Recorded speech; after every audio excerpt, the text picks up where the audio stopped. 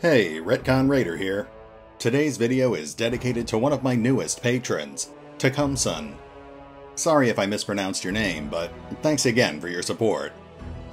That said, let's get started.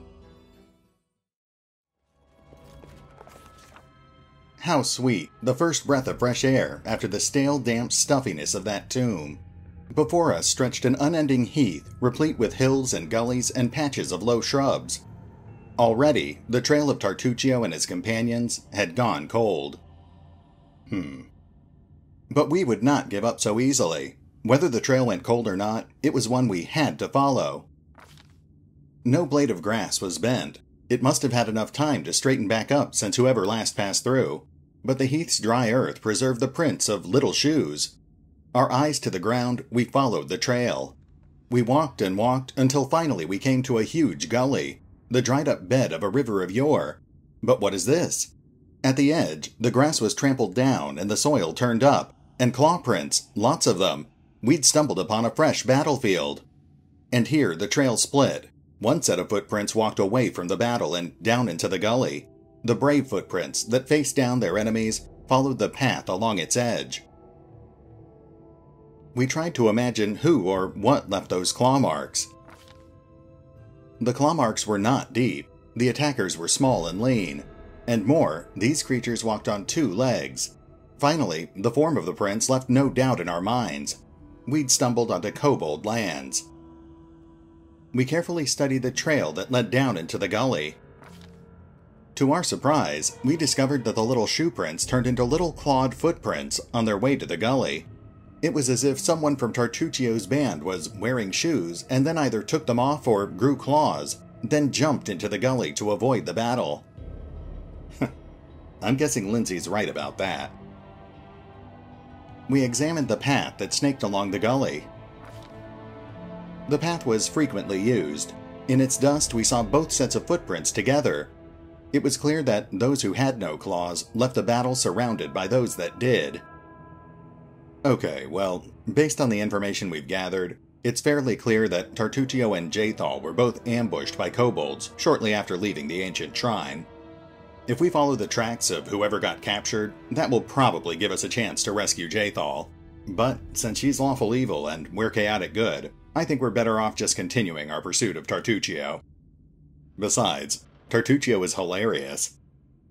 We stood a while in thought, then followed the single set of footprints down into the gully. The way down was steep, and it took some time to reach the bottom. Walking on the loose soil was difficult, but the clawed footsteps were easy to spot. The bottom of the gully went downhill, deeper and deeper. Finally, the footprints turned, whirled up the steep slope, and disappeared at the gully's edge. We couldn't but admire the animal agility and clever claws of the creature we were following. The slope before us was as tall as 2 tall men, and ended at a hanging crest. Climbing such a slope would be no easier than climbing a sheer wall. However, a long, steady-looking route stuck out of the ground from the top.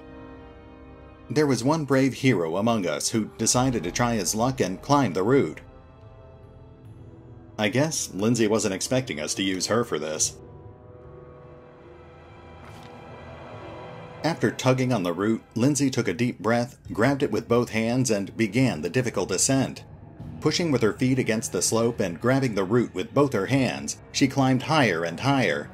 Only her heavy breathing and the faint creaking of the root broke the deadly silence. Suddenly, dust poured down from the top of the slope, and the root began to slide from the ground.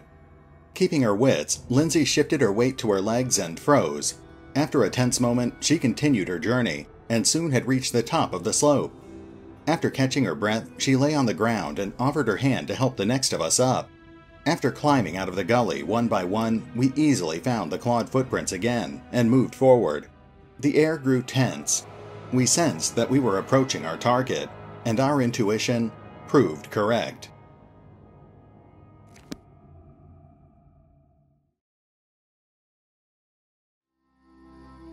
Hey, RetconRaider here, and welcome back to episode 5. Today, we're obviously continuing our pursuit of that scoundrel Tartuccio, which has led us to this wooded clearing. Let's go see what he's got lying in wait for us this time.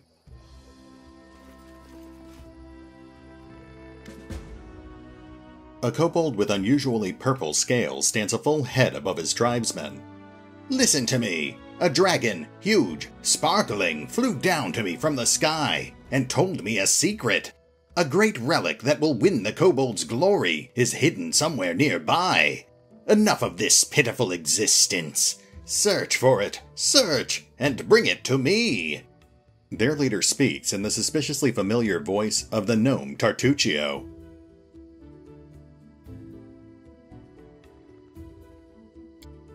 "Dragon! Glory! Dragon!" The voices of the kobolds rise in excitement. "We know! The mites under the old sycamore! They possess the magic treasure! Very ancient!" "Stop deceiving those poor reptiles, Tartuccio." "Who is there? How?" The kobold imposter nearly jumps in the air. "Here, you fools! I mean, tribesmen! Don't listen to his lies! I shall bring you to glory! Just help me find the relic, and stop this trickster!" To victory! And we're fighting.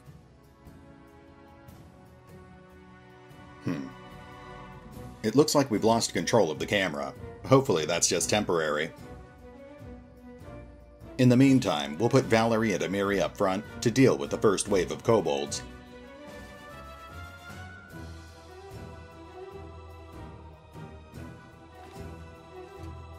Oh, it looks like Tartuccio and the rest of the kobolds are actually running away. I guess that fits his character. It does make me feel a bit sorry for these two, though.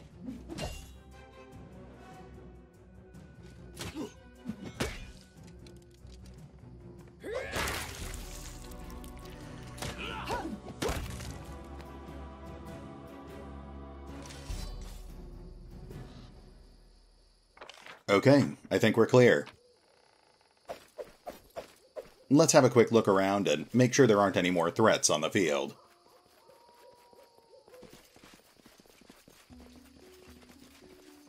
Alright, it looks like Tartuccio and the rest of the kobolds have already left the area. I should have known he wouldn't stick around for a real fight. We'll take a moment to walk around the map and pick up all this loot. Then we'll see if we can keep chasing him.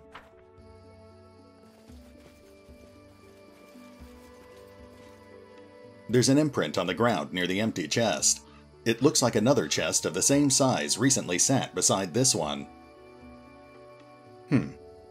Alright, I guess we'll have to keep an eye out for more chests.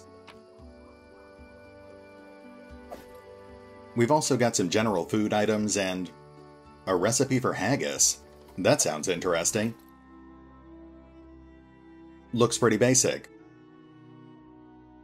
We'll copy it into our recipe book and... yeah, now we should be able to cook it whenever we set up camp, as long as we have the right ingredients. Let's keep looking around. What's that? What just... ah, there we go. An ancient Rostlin coin. That description looks awfully familiar. Hold on a second.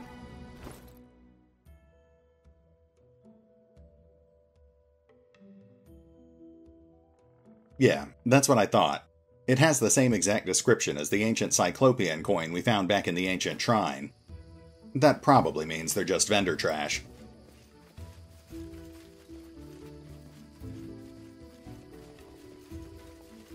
You see that? There we go. What did we find this time?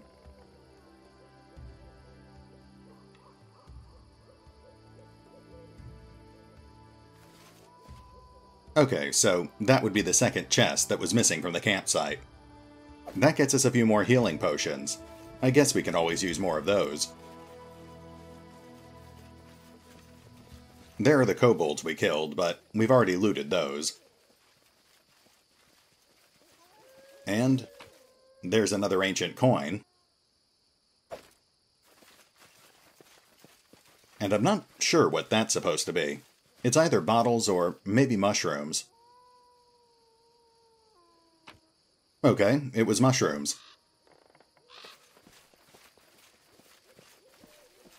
Oh, and there's another chest. The campsite didn't say anything about 3 chests, but that's fine. I'm not complaining.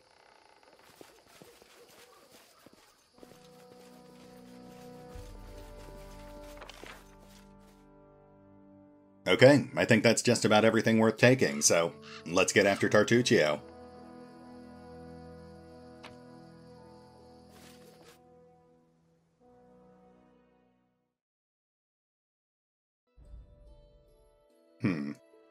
No special event this time. We're just back out on the world map.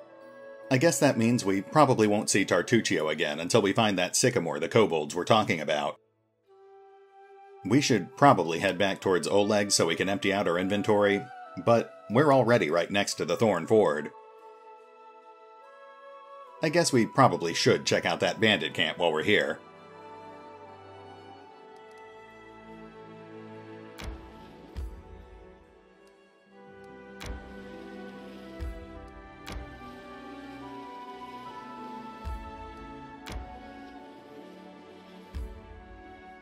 Whoops. I didn't even notice we were fatigued. Hopefully we'll have a chance to set up camp.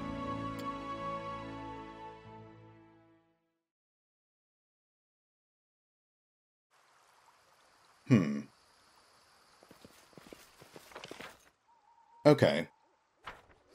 There's no immediate threats in sight, so let's risk setting up camp on the riverbank here.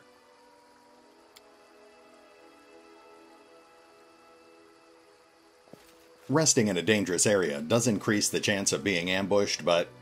oh. I guess it might not even matter. We don't have enough rations for the whole party. Well, fortunately it looks like we can still rest. We'll just need to spend some extra time hunting for food. Let's see here. Since we don't have enough food to prepare a proper meal, we'll go ahead and rearrange our camping assignments. We'll stack up on hunters to make sure we can find that extra ration. We'll also temporarily reassign Lindsay to camouflage the camp. Amiri probably wasn't the best choice for that anyway. Okay, it's not perfect, but it'll have to do for now.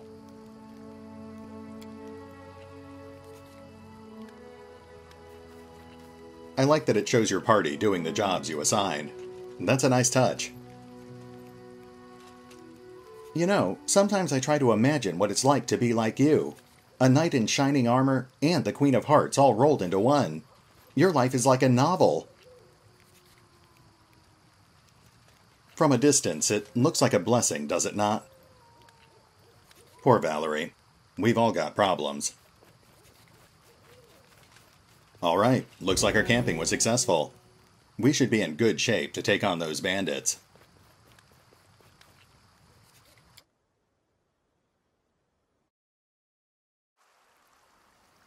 Okay, let's regroup and start exploring.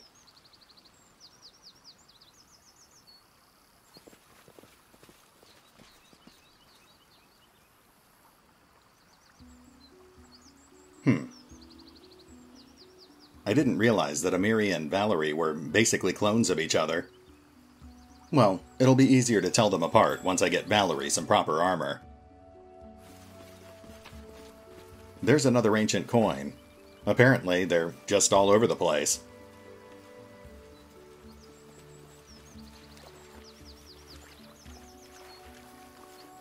There's some edible moss. I'm guessing that's another cooking ingredient.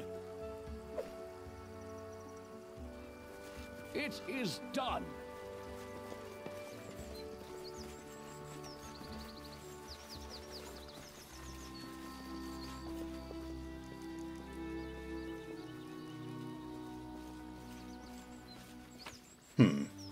Some assorted goods, plus a potion of vanish. That's useful.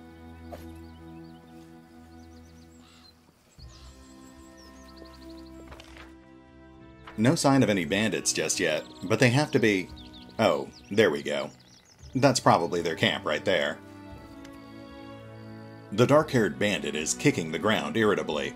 When she sees you, she squares her shoulders and clenches her hand axes. Well, look who's here. Easy now. I'm not here to blanket the stolen lands with corpses. Lower your weapon and let's talk.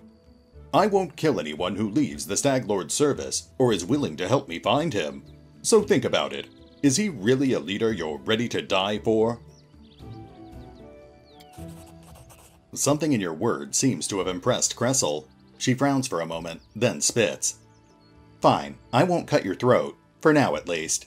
But I also won't kneel to some Restov upstart. Why would you try to make peace? Are you just naturally kind? Or have you been listening to Svetlana? Oh, this time we've actually got a chaotic good option. Svetlana asked me to show you mercy. I don't know why. Kressel frowns, then looks away. Mercy, huh? I haven't heard that in the Stolen Lands for a long time. Alright, here's my piece. The Stag Lord's been spending more time keeping an eye on the bottom of his glass than on what's going on around him. If he won't answer an insult from some Restov crook like Jamandi, then you're right. We chose the wrong leader. So go ahead, do whatever you're gonna do. I won't stop you, but I won't help you either. And here, give this to Svetlana. The bandit places a ring in your hand, then leaves.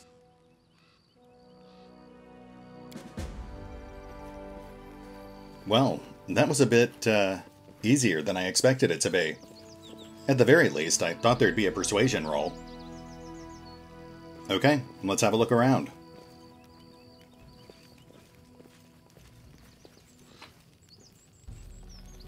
There's a new recipe. And written orders. Apparently, that's just what we were looking for. Kressel, a task. As soon as you're done with the taxes, find an old hut in the woods upstream of the Thorn River and burn it to the ground. This is the Stag Lord's wish. He literally said, "Burn! Burn!" It was originally going to be Dovan, but he grew upset when he learned nobody lived in the hut. Said burning houses with no one in them was boring. So I said I'd send someone more reliable. It's a strange task, but try to finish it quickly. And no asking, "What the?" or "Why bother with this trifle instead of preparing for war with Restov?" We'll get to that. A. Intriguing. I'm guessing that the hut that Kressel was ordered to burn is the same one that the Guardian of the Bloom asked me to investigate. I think we'll have to move that up on our priority list. Anyway, let's see what else Kressel left for us. Applause, please. Okay, so this locked chest just contains general loot, to justify having a rogue in your party.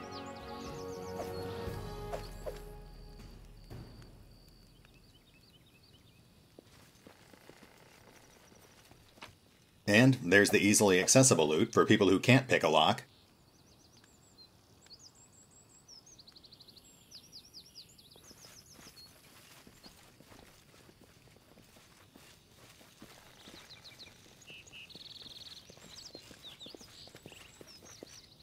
A watchtower. The bandits seem to have planned to seriously secure the area. That tarp looks promising. The bandits' belongings are piled together in a messy heap. Well, obviously we'll search through them. You find nothing of interest. Wow, we actually failed the check. That's a massive disappointment. Yeah, we do have a +10 to perception checks, but I guess with a target number of 18, that was still a 40% chance of failure. Well, nothing we can do about it now. Let's keep looking around.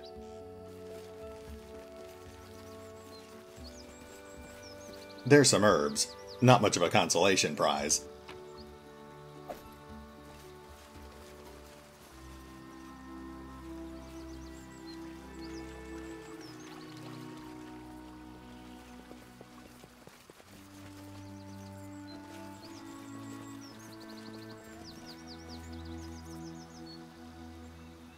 A sturdy cart with weapon marks along the sides. Oh, there's another tarp. Ooh, now that's a magic ring. Let's see if we can identify it. Nice. A ring of protection +1. That's definitely a nice find this early in the game. Let's have Amiri equip it right away.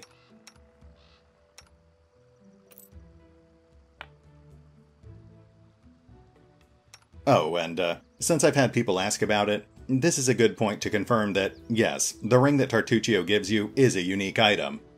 It's functionally identical to a normal ring of protection, but only your main character can equip it. I guess that's to stop you from just giving it back to Tartuccio during the prologue.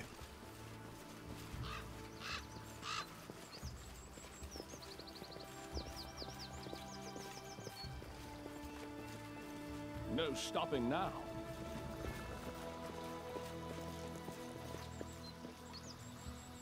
Okay, I think that's everything.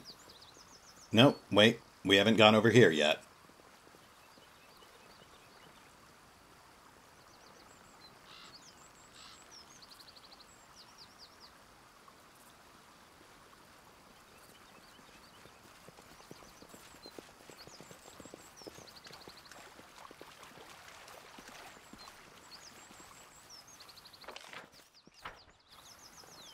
Onwards. That looks like... Yeah, that's another fragment of that artifact. What a weird place to find it. I mean, I'm not complaining, but finding a fragment of an ancient artifact in an ancient shrine is one thing, but finding it in the tall grass next to a road is something else entirely. Anyway, I think we're done here, so let's head back to Oleg's trading post.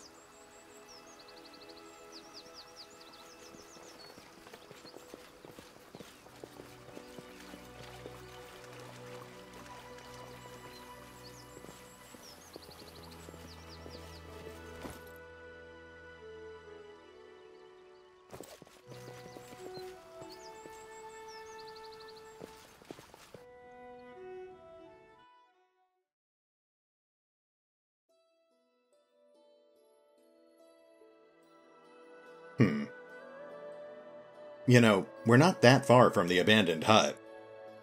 We could start heading in that direction, but hitting 3 major story locations on a single trip might be a bit much.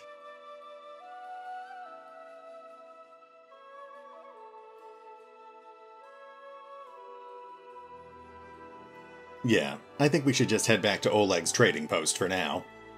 That'll give us a chance to sell off some of the items we're carting around. Then we can get Valerie properly kitted with some heavy armor.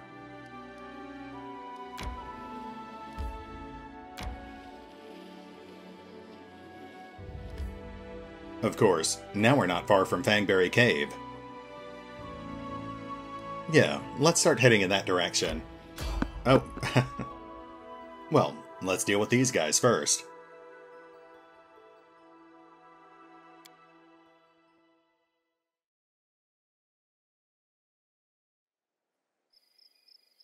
Now, obviously, we could have avoided this fight, but random encounters are a good source of extra loot and experience points. Of course, you do have to be careful. Sometimes you can end up running into things that are well above your normal challenge rating. That's why we've got Lindsay scouting ahead for us.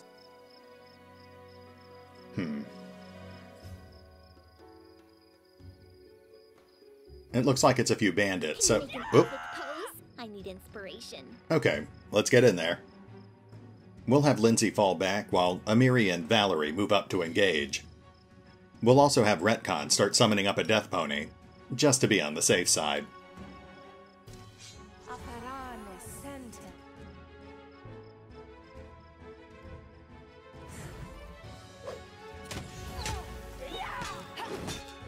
Okay, primary fighters are engaged. Let's bring up the second wave.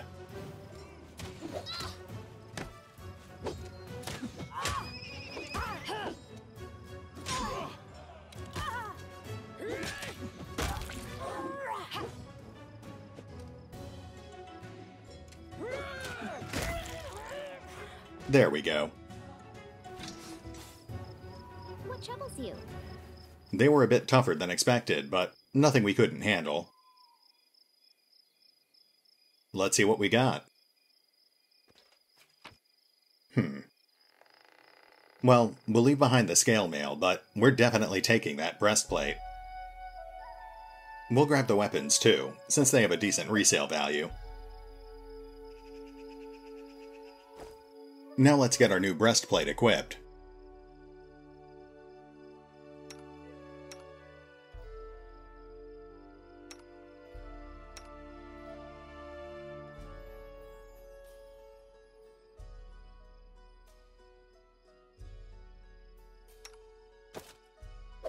There we go.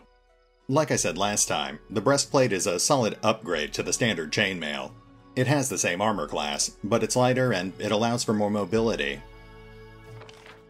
Anyway, there's nothing else for us to do here, so let's move on. Farewell, glorious death pony. Thank you for your service.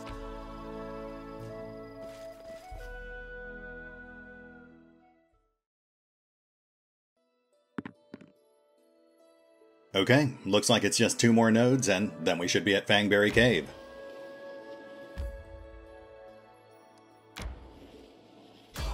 Uh-oh. Looks like something got the drop on us.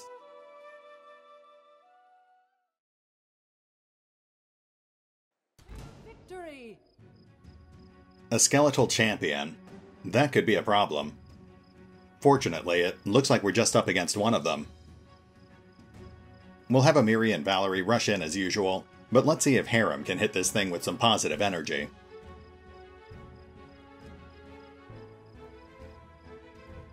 As for Lindsay...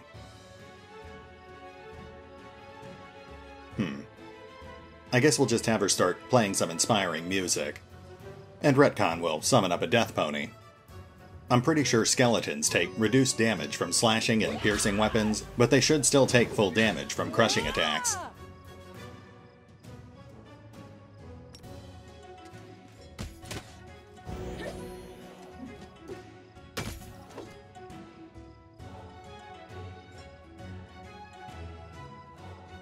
I could have Harem cast another spell, but I'm not sure if it's really necessary.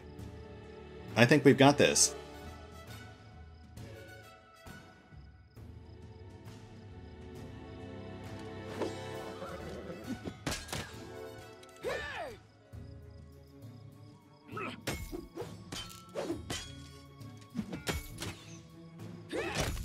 There we go. We just had to wait for Amiri to get a solid hit.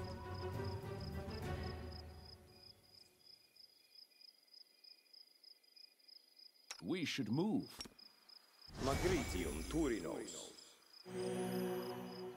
Okay, let's see what he dropped. Well, we don't have much use for the armor, but we're definitely taking that masterwork longsword. That thing's worth 100 gold back at the trading post. It is done. Off we go. Goodbye, Death Pony.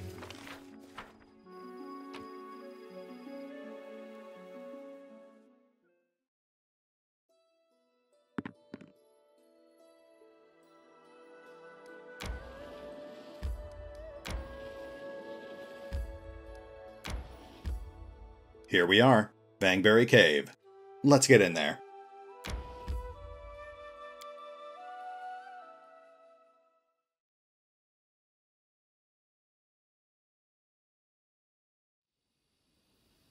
Now, we are past the 30-minute mark, but this should be a fairly small map. We'll try to clear the whole area before we wrap up the episode. As usual, we'll start by walking the perimeter of the map. That should give us a better idea of what we're dealing with.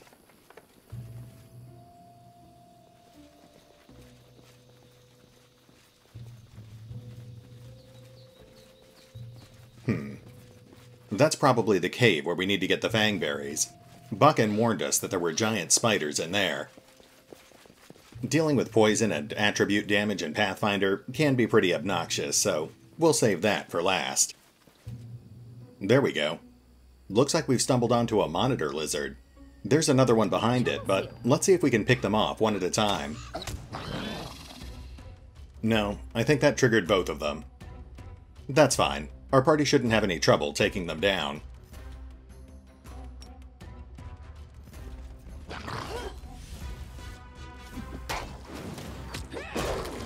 Yeah, we've already killed one of them.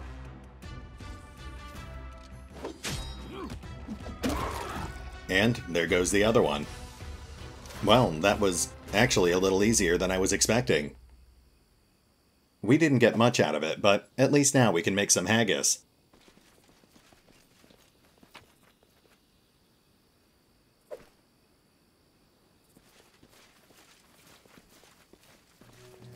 It is done.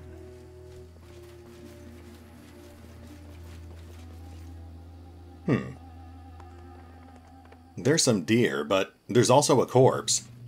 Maybe it's just me, but that seems like an odd mix. Can I interact with these deer? Oh, and we're fighting.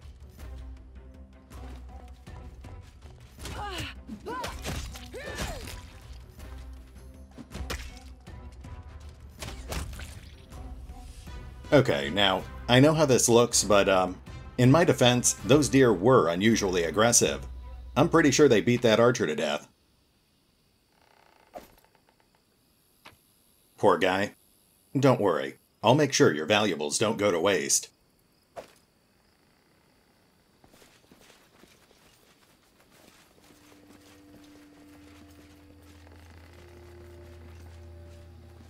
Okay, I think that's everything. That just leaves Fangberry Cave, which means spiders. I am not looking forward to this. No stopping now. Here we go. Good luck, heroes.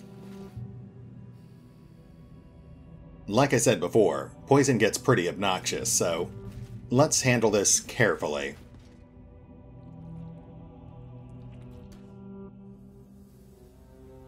Okay, we've got 2 giant spiders in sight. I think our best bet is to have Retcon and Lindsay summon up a couple of death ponies. We can let them go in first to distract the spiders before we send in the rest of the party. Lindsay the Magnificent? Lindsay the Illustrious? Something more simple, like Lindsay the Great? Maybe Lindsay the Indecisive. I am yours to command. Yes. Oh, there's 3 of them. And they know we're here. And our death ponies are on the roof. Okay, Amiri, Valerie, you're up front. Keep those things off the rest of the party. Let us strike as one. Tear them apart. Hold on. They're definitely still attacking the death pony. Ooh, that was almost a crisis situation. Let's get our guys buffed up while the spiders are distracted.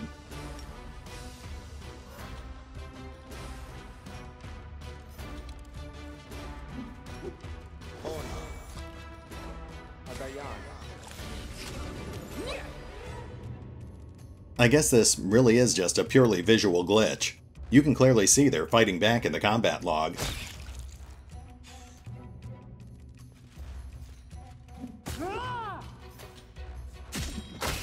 Oh, whoa, hold on.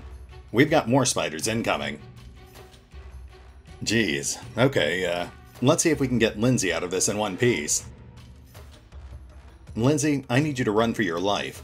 We'll have Retcon and Valerie try to cover her escape. Good luck, Lindsay.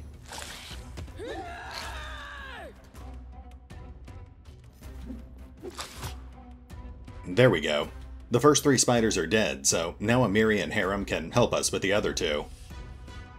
We might actually make it through this without anyone getting poisoned.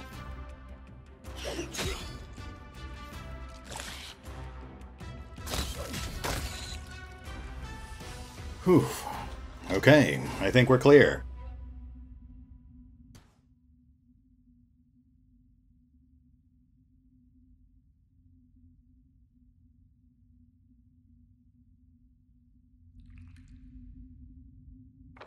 Let's loot the cave and get the heck out of here.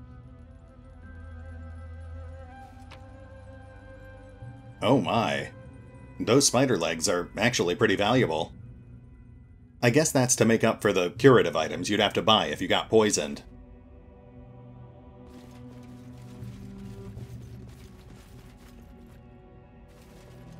Onwards. There's a little extra loot, but nothing worth mentioning.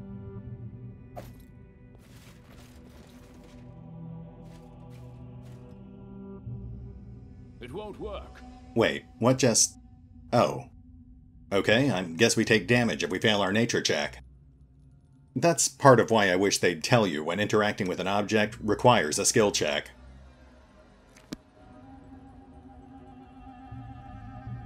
It is done. Looks like we got the berries on our second try, so let's heal up and head out. Farewell, glorious death pony. Enjoy what's left of your subterranean life of quiet solitude. Yeah, we'll go with that. Okay, I think that brings us to a good stopping point. We've actually gotten a decent amount done today. We got Bakken's fangberries, we recovered Svetlana's wedding ring, we confronted Tartuccio and the bandits at Thorn Ford. Not bad. Next time, I think we'll head back to the trading post, so we can turn in a few quests and sell off some of the junk we've been carting around. Then I think it's time to go check out that mysterious hut that the Stag Lord wanted to burn down. But for now, this is RetconRaider, signing off. Thanks for watching. Oh, and remember, while I do enjoy playing the Pathfinder Kingmaker beta, you can find out more about the game by visiting the official website, the official YouTube channel, or the crowdfunding campaign over on Kickstarter. Links are in the description.